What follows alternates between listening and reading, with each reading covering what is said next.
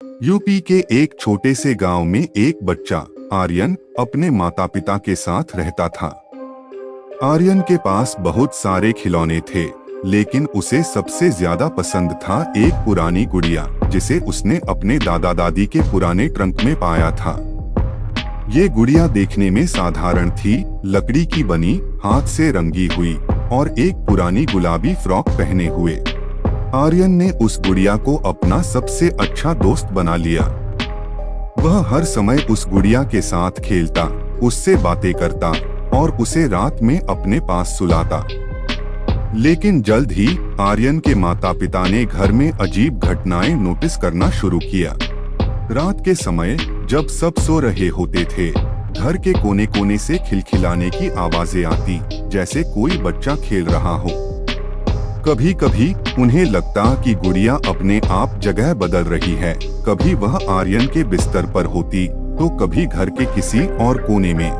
एक रात आर्यन की माँ सुनीता उठी और उसने देखा कि आर्यन अपने बिस्तर पर नहीं था। वह घबराई और पूरे घर में उसे ढूंढने लगी। अचानक उसे हल्की आवाज सुनाई दी, जैसे कोई फुसफुसा रहा हो। जब उसने आर्यन के कमरे में कदम रखा तो देखा कि वह बिस्तर पर बैठा हुआ था और उसकी गुड़िया उसके सामने रखी थी।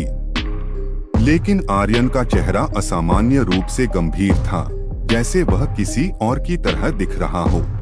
सुनीता ने आर्यन से पूछा, तुम यहाँ क्या कर रहे हो बेटे?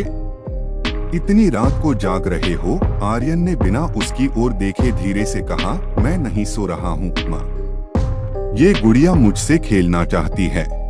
सुनीता को अजीब लगा, लेकिन उसने सोचा कि यह बस आर्यन की कल्पना हो सकती है।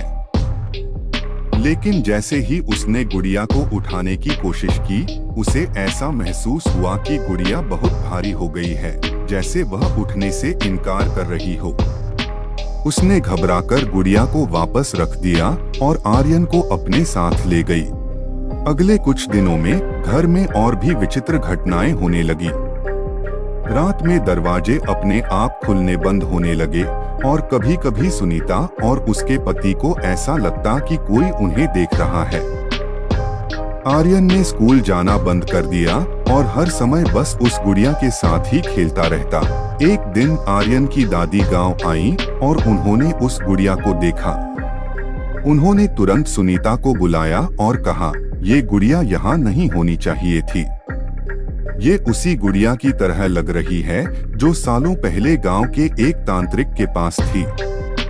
उस गुड़िया में उसने एक भूत को बंद कर दिया था। सुनीता को बहुत डर लगने लगा। उसने तुरंत गुड़िया को उठाया और घर के बाहर ले गई। लेकिन जैसे ही उसने गुड़िया को फेंकने की कोशिश की, आर्यन अचानक जोर से चीखने लगा, नहीं, इसे मत फेंको, ये मेरी दोस्त है। आर्यन की हालत बिगड़ने लगी। वह बुखार में तपने लगा और अजीब अजीब बातें करने लगा। सुनीता और उसके पति ने एक स्थानीय पुजारी को बुलाया। पुजारी ने आते ही कहा, इस घर में कुछ अशुभ है, मुझे उस गुड़िया को दिखाओ। गुड़िया को देखते ही पुजारी ने कहा, इसमें एक प्रेतात्मा है जो इस बच्चे को अपने वश में कर रही है, इसे तुरंत नष्ट करना होगा। पुजारी ने मंत्र पढ़कर गुड़िया को आग में डाल दिया। गुड़िया जलने लगी और उसी समय आर्यन अचानक शांत हो गया, जैसे उसकी सारी पीड़ा खत्म हो गई हो। गुड़िया के पूरी तरह जलने के बाद आर्यन ने धीरे धीरे ठीक होना शुरू किया। लेकिन उस दिन के बाद उसने कभी भी किसी भी खिलौने को हाथ नहीं लगाया। वह अब भी कभी कभी रात में जाग जाता था और उसकी आंखों में वही डर दिखाई देता था जो उसने उस भूतिया गुड़िया के साथ महसूस किया था। पुराने अज्ञात वस्तुओं के साथ हमें सतर्क रहना चाहिए। वे केवल दिखने में मासूम हो सकती हैं, लेकिन उनके भीतर छुपे रहस्य और भयावह ताकतें हमें नुकसान पहुंचा सकती हैं।